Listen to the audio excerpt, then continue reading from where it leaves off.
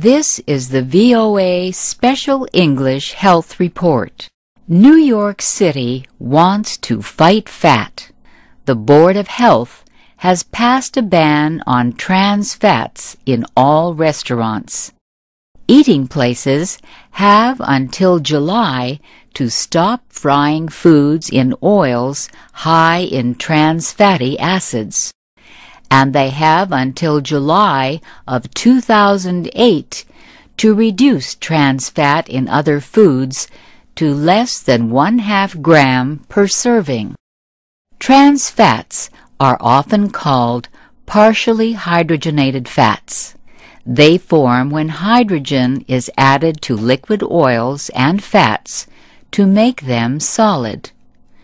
Trans fats make foods last longer, but they increase the level of low-density lipoprotein, known as bad cholesterol, in the blood. High levels of LDL can increase the risk for heart disease. The use of trans fats expanded because of worries about saturated fats. Saturated fat also raises bad cholesterol. So is one fat worse than the other? James Kleeman is coordinator of the Cholesterol Education Program at the National Institutes of Health. Dr. Kleeman says gram for gram, both raise LDL levels about the same. But he points out that American adults on average get more than 4 times as much saturated fat in their diet as trans fat. Trans fats, though, also lower the level of HDL, high-density lipoprotein, so-called good cholesterol. Saturated fats do not. Dr. Kleeman says lower levels of good cholesterol have been linked to increased risk for heart disease in the population as a whole.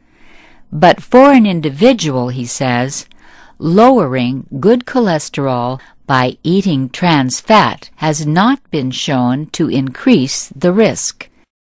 Other cities may also ban trans fats. A measure proposed in Chicago has been awaiting further action. The New York Board of Health also wants menus in fast food places to now list the number of calories in foods.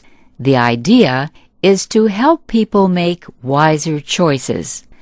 Public health officials say 2 out of 3 Americans are overweight. But the National Restaurant Association calls the actions in New York misguided social engineering, and it says the ban raises serious legal concerns. The group notes that many restaurants have recently announced they are moving away from using trans fat, and it says without much time to change, many will have no choice but to use oils high in saturated fats. Some people see the ban as an attack on freedom of choice. They say food inspectors should worry more about dangers like E. coli bacteria. And that's the VOA Special English Health Report written by Jill Moss. I'm Shirley Griffith.